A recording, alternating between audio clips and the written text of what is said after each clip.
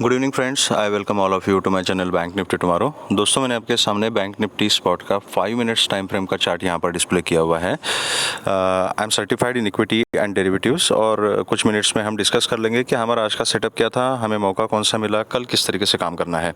Video को थोड़ा सा छोटा ही रखेंगे। तो दोस्तों, कल हमने डिस्कस किया था कि अगर कहीं पर भी बैंक निफ्टी गैप अप अगर ओपन हो जाती है तो थोड़ा सा वेट करना है। और जो रेंज मैंने बताई थी दैट वाज अपर पॉइंट जो था वो 240 का रेंज था एक, ठीक है। 240 के नीचे ऊपर अगर सस्टेन हो जाती है तो मैंने बोला था आपको कि ये 350 तक जा सकती है। तो 350 के आसपास हम अपना एक टारगेट बुक कर सकते हैं। उसके ऊपर अगर सस्टेन हो जाती है तो फिर ऊपर के टारगेट्स हमें 500-600 तक के ऊपर हम ट्रेल कर सकते हैं, ठीक है।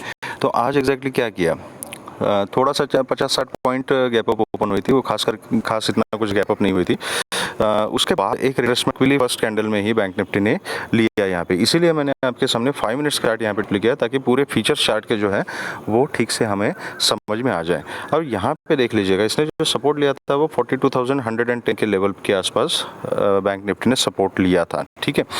हमने डिस्कस किया था कि लेवल्स इंपॉर्टेंट कौन कौन से, 42,100 का level is important, then 42,000 is important. And कल का जो क्लोजिंग था प्रीवियस डे क्लोजिंग के आसपास ही यहाँ पर बैंक निफ्टी ने सपोर्ट लिया। And you can see this first candle ही कितना तगड़ा बाइंग प्रेशर इसमें दिखाई दे रहा है। एंड जैसे ही इस कैंडल ने 240 का लेवल क्रॉस किया, हमारा डिस्कशन था कि 240 के ऊपर हम 350 के लिए बैठ सकते हैं।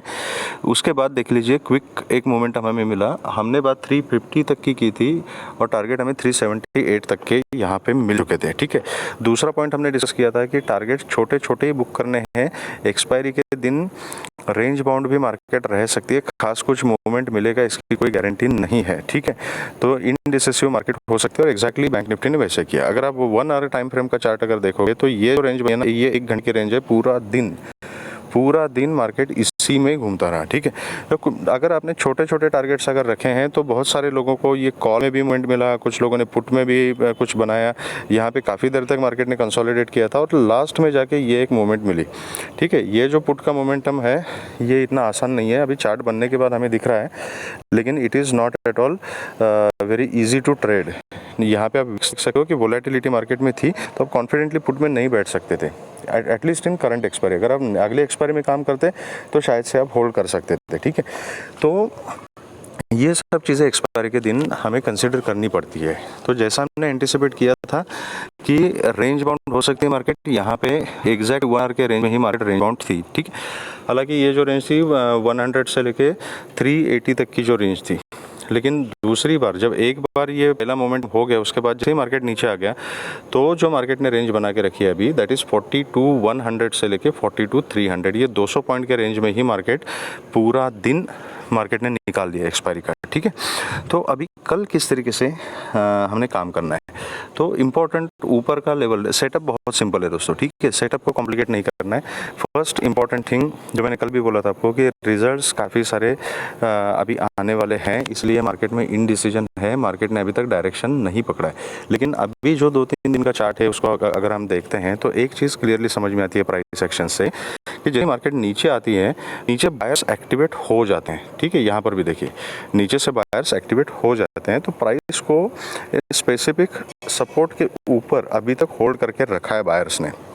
और वो इम्पोर्टेंट लेवल जो है वो 2 इम्पोर्टेंट लेवल है, 42,100 एंड 42,000 का लेवल, ठीक है।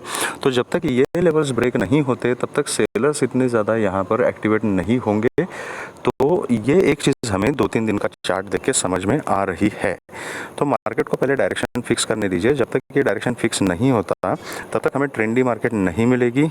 पहले ICICI के रिजल्ट्स आने दीजिए, बाकी और चीज़ों के रिजल्ट्स आने दीजिए, उसके बाद मार्केट को डिसाइड कर पाएगा। अभी कल का दिन जो है फ्राइडे का दिन है, नया वीक शुरू हो रहा है, नए कॉन्ट्रैक्ट शुरू हो रहे हैं, लेकिन मेरे ख्याल से कल ही शायद ICICI बैंक का रिजल्ट है। तो कल के दिन भी मैं बहुत ज़्यादा डायरेक्शनल मूवमेंट के लिए मैं वेट नहीं कर रहा हूँ। मुझे लगता नहीं कि कल भी कुछ बहुत ही डिसिसिव एक ट्रेंडी मार्केट ऐसे मिल सकती है। मेरे ख्याल से कल का दिन भी जो है most of the time market 300-400 point के अंदर ही थोड़ी सी रेंज बाउंड हो सकती है, वोलेटाइल भी हो सकती है।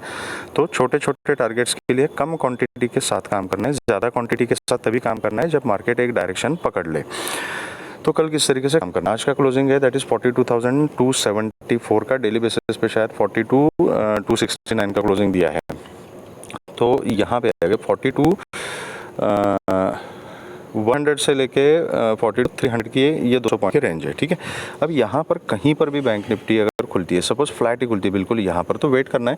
अगर 42,300 के ऊपर ट्रेड करना शुरू करती है तो क्विकली आप 380 के लिए अगर बैठना है आपको तो आप बैठ सकते हो, ये स्कैल्पिंग ट्रेड हो जाएगा। तो फर्स्ट लेवल रहेगा 380 का, ठीक है। 380 के ऊपर अगर सस्टेन हो जाती है तो फिर आपको 480 500 का लेवल मिलेगा। उसके ऊपर फिर आप 580 600 तक के लिए आप ट्रेल कर सकते हो, ठीक है। लेकिन 300 के ऊपर इसने कंटिन्यू ट्रेड करना चाहिए। यहाँ कहीं बीच में खुलती है तो वेट करना है, क्योंकि बीच में आपका रिस्क रिवॉर्ड रेशो आप किसी भी तरीके से प्लान नहीं कर सकते। अब यहाँ कहीं 200 के आसपास अगर खुलती है तो 40 to 100 का एसएल हो जाएगा। इतना बड़ा एसएल हम नहीं दे सकते, ठीक है। तो यहाँ पर रिस्क रिवॉर्ड रेशो ठीक ठाक नहीं होगा, तो मैं यहाँ बीच में कोई भी ट्रेड इनिशिएट करना मैं अवॉइड करूँगा।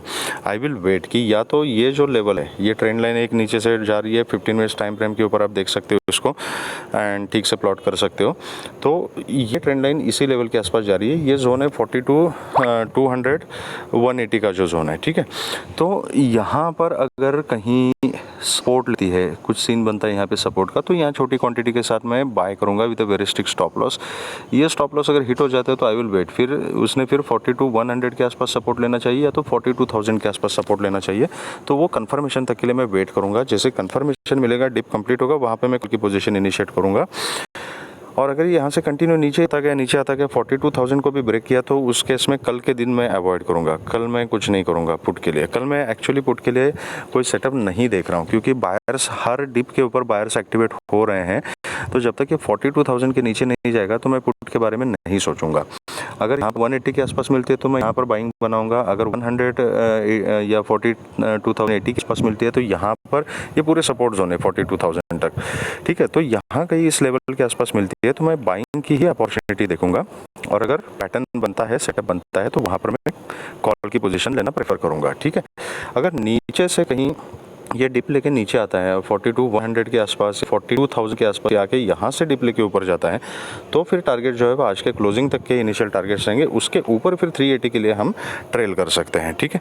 तो ये रही बात फ्लैट खुल के ऊपर जाने की या नीचे आने की। अगर गैप अप खुलती है और गैप अप कहीं 380 के आसपास खुलती है या 380 के ऊपर खुलती है, कहीं पर भी खुलती है 380 के आसपास खुलती है, तो यहाँ पर ये एक रिजेक्शन जोन है। तो यहाँ से नीचे आ सकता है मार्केट। कुछ लोगों ने पोजीशन कैरी की होगी तो वो वहाँ पे प्रॉफिट बुकिंग कर लेंगे, लेकिन मैं बहुत ज़्यादा बड़ी प्रॉफिट बुकिंग किसी भी ऊपर के लेवल पे एटलीस्ट कल के लिए नहीं देख रहा हूँ कि यहाँ पे प्रॉफिट बुकिंग हुई तो मैं पुट ले लिया मैंने और नीचे 42,000 सीधा आ गया। तो ये मैं इसके चांसेस मुझे कम लग रहे हैं, ठीक है। तो this is my personal view based on the price action. I feel कि अगर ये गैप अगर ओपन हो जाती है ना, और खास करके 42,400 के ऊपर 400 500 600 यहाँ किसी लेवल के आसपास अगर गैप अप खुलती है तो प्रॉफिट बुकिंग से ज़्यादा शॉर्ट कवरिंग होने की प्रोबेबिलिटी मुझे ज़्यादा दिख रही है, या नए शॉर्ट्स नए पोजीशंस बनने की, क्योंकि कल फ्राइडे का दिन है, वो पोजीशंस वो कंडीशन मुझे ज़्यादा दिखाई दे रही है एज पर the price action and the option chain data. तो अगर यहाँ पे कहीं बहुत ज़्यादा गैप अप ओपन हो जाते हैं 150 200 250 पॉइंट, तो in that case I will find an opportunity कि मार्केट एक डिप ले ले। थोड़े बहुत लोग जो होंगे जिन्होंने पोजीशन कैरी की वो प्रॉफिट बुक कर दें तो एक डिप मिल जाएगा। तो डिप मिलने के बाद वहाँ से फिर एक ऊपर की तरफ एक हमें रैली मिल सकती है। ये पॉसिबिलिटी मुझे थोड़ी सी ज़्यादा लग रही है। तो अगर गैप अप वगैरह खुलती है तो वहाँ पर डिप मिलने के बाद बायर्स फ्रेश पोजीशंस वहाँ पे बनाएंगे, और जिन लोगों ने 300 के लेवल पे 400 के लेवल पे और 500 के लेवल पे पोजीशंस बना के रखी होंगी उनको अपनी पोजीशंस एडजस्ट करनी पड़ेंगी, ठीक है। जो नेक्स्ट एक्सपायरी में उसके अगले एक्सपायरी में जो बनी होगी तो वो वहाँ पे अपनी पोजीशन को कवर करेंगे और बायर्स नई पोजीशन बनाएंगे। तो मार्केट डिप लेके ऊपर जाने की प्रोबेबिलिटी मुझे ज़्यादा लग रही है। तो मैं वैसे ही अपॉर्चुनिटी देखूंगा कहीं कॉल का सिनेरियो बनता है। तो अगर नहीं बनाए कंटिन्यूसली नीचे आती है तो आई विल अवॉइड। तो ये रही बात गैप अप खुलने की। गैप डाउन के केस में अगर 42,000 तक कहीं पर भी अगर मार्केट मुझे मिलती है गैप डाउन में, मैं डेफिनेटली कॉल के बारे में ही सोचूंगा। जब तक 42,000 के नीचे बैंक निफ्टी ट्रेड करना शुरू नहीं करती तब तक मैं पुट के बारे में नहीं सोचूंगा। तो ये रहा अपना सेटअप बैंक निफ्टी के लिए। अब बात करते हैं कि निफ्टी में हमारा सेटअप क्या बन रहा है, निफ्टी में कौन कौन सी अपॉर्चुनिटीज़ हमारे लिए मिल सकती है। 1 मिनट होल्ड कीजिए प्लीज़। ओके, तो ये निफ्टी का चार्ट है। हमारा निफ्टी में क्लियर कट डिस्कशन था दोस्तों कि अगर 630 के ऊपर निफ्टी अगर सस्टेन हो जाती है तो हमें 680, 650 और 680 तक के टारगेट्स मिल सकते हैं। ये निफ्टी ने भी सेम किया, गैप अप ओपनिंग हो गई, उसके बाद एक डिप ले लिया, प्रीवियस क्लोजिंग के आसपास सपोर्ट लिया और सीधा ये एक्चुअली 610 का लेवल है। तो यहाँ से थोड़ा ऊपर जाने के बाद 630 के ऊपर जाने के बाद भी अगर आपने कॉल की पोजीशन बनाई होगी तो आपको 63 तक के टारगेट्स यहाँ पे मिल गए। कुछ लोगों ने यहाँ पे इम्पोर्टेंट रेजिस्टेंस पहचान के यहाँ पे पुट की पोजीशन बनाई थी, उनको अगेन यहाँ पर 600 तक के टारगेट्स यहाँ पे मिल चुके हैं। ठीक है, तो निफ्टी के केस में कुछ लोगों ने ये मूव पकड़ा था, कुछ लोगों ने ये मूव पकड़ा था। तो मोटे मोटे तौर पे दोनों मूवमेंट लोगों ने पकड़े थे और कुछ लोगों ने ये लास्ट में मूवमेंट पकड़ा। ठीक है, बट अदरवाइज निफ्टी भी थोड़ी सी वोलेटाइल और रेंज बाउंड ही रही। 580 से 630 के बीच में ही निफ्टी की रेंज थी, तो करने के लिए ज़्यादा कुछ था नहीं। तो मैंने इसलिए क्लियरली आपको बोला था कि निफ्टी में टारगेट जो है वो 50-60 पॉइंट के टारगेट्स ही निफ्टी में रखने हैं जब तक एक ट्रेंड नहीं पकड़ती मार्केट। ठीक है, तो वैसे ही किया था। जो ये पहले ही जो 1-2 मूव छोड़ के बाकी पूरा दिन निफ्टी रेंज बाउंड रही थी। ठीक है, कल किस तरीके से काम करना है। आज का क्लोजिंग है 17,623 के आसपास। अगेन 630 पे यहाँ पे टेस्ट किया है, यहाँ पे टेस्ट किया है, तो 630 इज़ इम्पॉर्टेंट लेवल अगेन। अगर कल फ्लैट 630 को ब्रेक करती है तो मैं छोटी क्वांटिटी में कॉल ले लूँगा with a very strict stop loss. और जो ऊपर के जो टारगेट्स रहेंगे वो मेरे पहला टारगेट है 650, 680, उसके ऊपर फिर 700, 730 एंड 750 तक के टारगेट्स के लिए मैं बैठ सकता हूँ। अगर फ्लैट खुल के यहाँ से नीचे आना शुरू करती है तो मैं इमीडिएटली कोई भी पोजीशन नहीं बनाऊँगा। नीचे यहाँ पर 580 तक का जो सपोर्ट जोन है यहाँ तक फिर निफ्टी आ सकती है। 580 के पास जब आएगी तो यहाँ पे मैं प्राइस एक्शन देखूंगा कि यहाँ पे क्या पैटर्न बन रहा है। अगर यहाँ सपोर्ट का सीन बनता है तो definitely I will go for call. Put की पोजीशन जो है वो जब निफ्टी 580 के नीचे ट्रेड करना शुरू करेगी, एक कम से कम 5 मिनट्स की कैंडल का क्लोजिंग मिले और उसका फॉलो अप आ जाए, तो उसके बाद ही मैं पुट के बारे में सोचूंगा। लेकिन कल के लिए एक्चुअली मैं पुट के बारे में नहीं सोच रहा हूँ, बैंक निफ्टी में भी और निफ्टी में भी। ठीक है, अगर इसको 580 के नीचे आना है तो आने दीजिएगा। कल का दिन प्राइस एक्शन को मैं ऑब्जर्व करूंगा नीचे की तरफ, और अगर नीचे का कुछ प्राइस एक्शन बन रहा है, बेरिश पैटर्न बन रहा है, तो मंडे के दिन मैं पुट के बारे में सोचूंगा। कल के मैं यहाँ भी सपोर्ट के पास 580 के पास कॉल की अपॉर्चुनिटी देखूंगा, और कॉल का एसएल अगर हिट हो जाता है यहाँ पर तो आई विल अवॉइड। अगर गैप अप ओपन हो जाती है और गैप अप कहीं पर भी 650, 680 यहाँ कहीं इस लेवल के आसपास अगर खुलती है तो उस केस में again the same logic I will tell about Nifty also कि I will wait for dip. Dip पे मैं देखूंगा कि निफ्टी सपोर्ट कहाँ पे ले रही है, जहाँ पे सपोर्ट लेगी वहाँ पे कॉल की पोजीशन ले लूँगा। अगर ये कॉल का एसएल हिट हो जाता है तो then I will avoid. Market को नीचे आना है तो आने दीजिए। ठीक है, फिर मैं अगली प्राइस एक्शन देखूंगा कि फिर अगर 630 के पास कहाँ, 600 के पास या 580 के पास कहाँ पे सपोर्ट ले रही है, वहाँ कुछ पैटर्न बनेगा तो I will see any opportunity. अगर नहीं मिलता है तो आई विल अवॉइड। तो ये रही गैप अप की कंडीशन।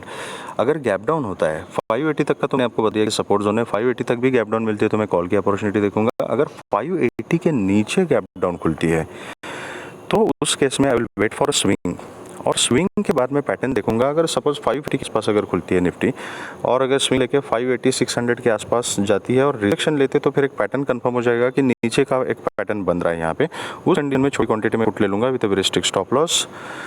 और 580 के नीचे फिर जो टारगेट्स रहेंगे वो 550, 500, 470, 450 ये टारगेट्स नीचे की तरफ मिल सकते हैं, लेकिन मुझे पॉसिबिलिटी एटलीस्ट कल के लिए कम लग रही है इसकी। ठीक है, तो ये हमारे स्ट्रेटजीज कल के लिए। अगर आपको वीडियो पसंद आए तो please hit the like button, subscribe the channel and share the video with the maximum people. Thank you very much and all the very best.